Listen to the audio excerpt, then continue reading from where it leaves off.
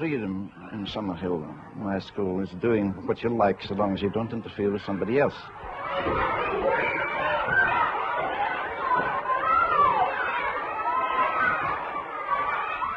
My father was a village schoolmaster in Scotland, and I spent 12 years teaching in state schools, so I know something about them. So I thought I'd start a school of my own, and this happened in 1921. It's a long time ago. And I started a school then where I said, now children will be free to be themselves. And let me elaborate that, you see. We've tried for generations to teach people how to live by religion, by morals, by politics. And it's been well, you only look around on the sick world today and you see it hasn't been much of a success. And one thing has never been tried, and that's freedom. So I thought I must have a school where children are free, where their characters aren't molded, where they're free to live their own lives, without license. Put it concretely, if a boy doesn't want to study mathematics, it's nobody's business. If he wants to play a drum when other people are sleeping or studying, that's everybody's business, that's not allowed. So the first thing about the school was we had freedom without license. The second thing was that no child in humanity ever has enough play.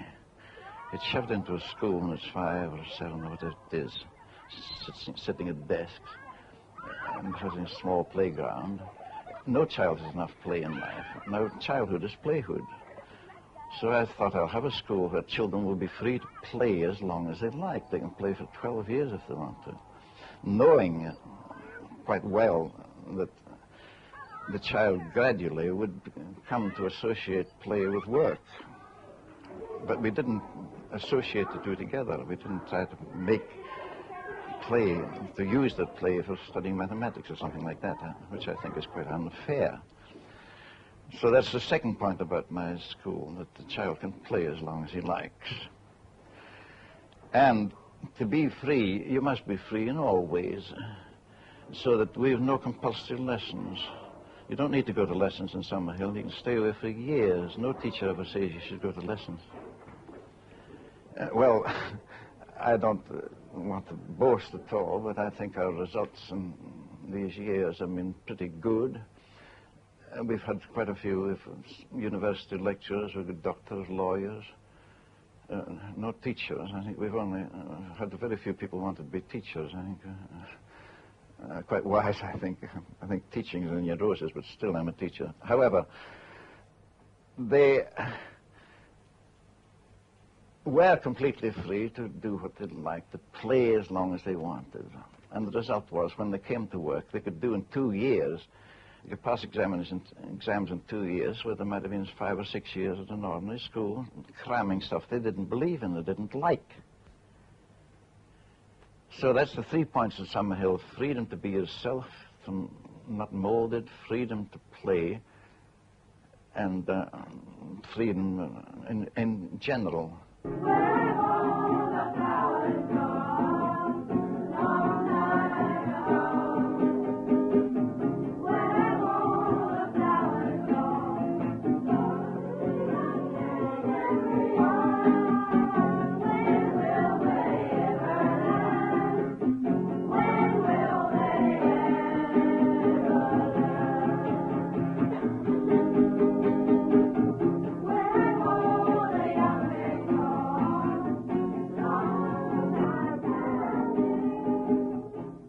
Well, now you can't abolish authority in the community. You must have some law. I mean, some people can't ride on the left and some on the right. So having abolished adult authority, we have a community ruling. We meet on a Saturday night, the youngest and the oldest, everybody, and we make laws. And that's called self-government, and they make quite sensible laws. I'd not propose. I'd like to ask people to stop throwing milk bottles all around the place after they finish. Take them back to the shop where they bought their milk bottles. Especially Peter Dogan. Can't we just ask Peter to return the milk bottles to the place where he buys them from? Because they need them, I think. And I second that. And for all the other people as well, like Freya and Tubby and Johnny, who buy milk from that lady. I don't. You do. Well, I'm not going to speak about our lessons and things because we've no new ways of teaching subjects. Mainly, I think, because we don't think it's subjects important enough. And his days were given to wicked schemes. Wickedly scheming, he would limp and cackle through the cold corridors of the castle, planning new impossible feats for the suitors of Sarah Linda to perform. He didn't wish to give her hand in marriage, since her hand was the only warm hand in the castle. We don't attach very much importance to academic education. We attach importance to living, being balanced, being free, being charitable, being tolerant. One or two parents grumbled to me that Summerhill makes the children too tolerant. I'm very glad. The biggest compliment I ever had in my life, I think, was a little boy of 7 who came, and he went home for a holiday, and his granny asked him all about the school, and he told him what they played at and so on. And then she said, "Is there anything else to tell you?" He thought for a bit. He says, "Yes, there's a chap called Neill there." I thought that was a very nice compliment. I needn't to describe what to do in pottery and art and things like that. You can get that in any school. But what you do get with free children is a tremendous sincerity and the tolerance of other people. You get a lot of charity like that. I can't imagine any old Summerhill pupil being anti-Semitic or being anti-colour or anything like that. Well, that would apply to lots of schools, I know that. And it is a delight to see the effect of freedom on children. I've seen people again and again coming here hard-boiled, hating everybody, and in a few years they were nice, quiet, social people. You see, there's no hope in hate. You can't cure anything by punishment or hate. That's why our criminal code is so barbarous and stupid and unchristian, if you like to call it that way. You can't do it. You can only cure by love. And if a child isn't loved in its cradle, so to speak, it's handicapped its whole life. The worst problems I've ever had were children who weren't loved as babies. And I see no other way of curing humanity by anything but love.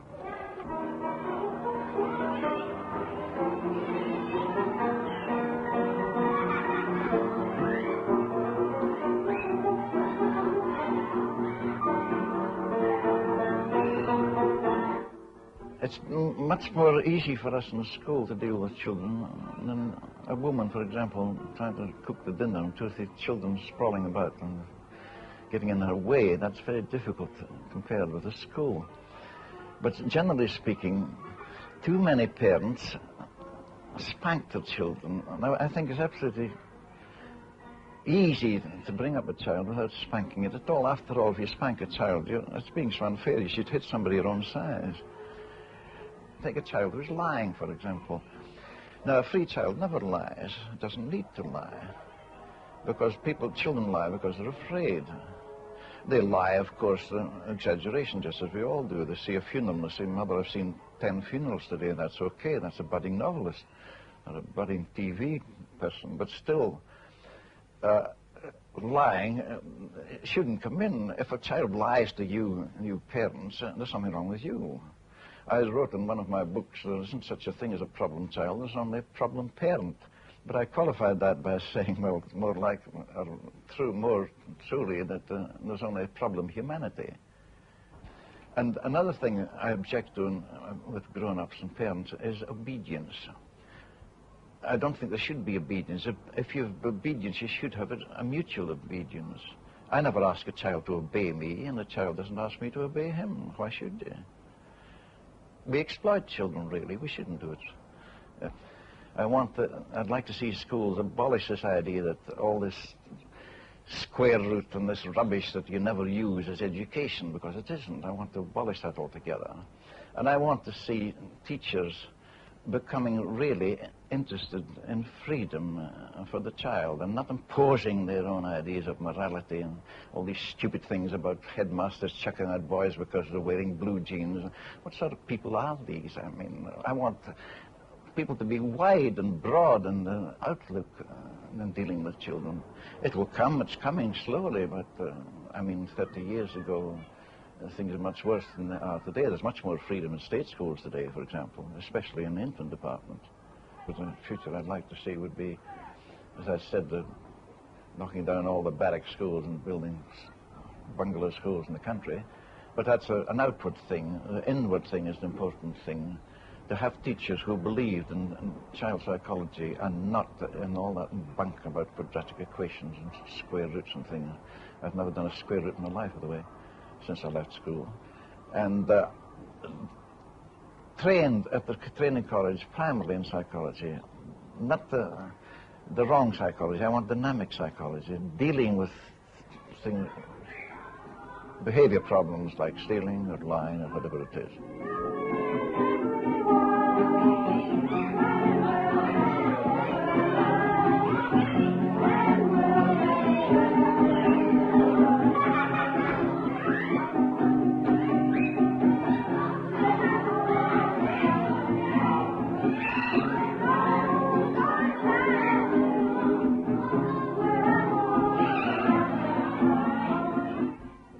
The sex question is one more for the home than the school. I personally believe that people should have a sex life when they want it, when they're ready for it. But you can't practice that in the school, and not in this civilization anyhow. And our attitude to sex is simply, there's nothing sinful about sex, there's nothing evil about it. And that's about all, and we don't give children any ideas that there's to be guilty about sex in any way. I don't know what the future is, but I'd like to see it that way. But children were completely free to go to lessons or stay away. After all, what lessons matter in life? And completely free to make their own laws and things like that. I'd like to see that. I don't know if it'll ever come. I won't live long to see. I wish I could. I wish I could live another 50 years or 1,000 years to see it, but I don't think it shall.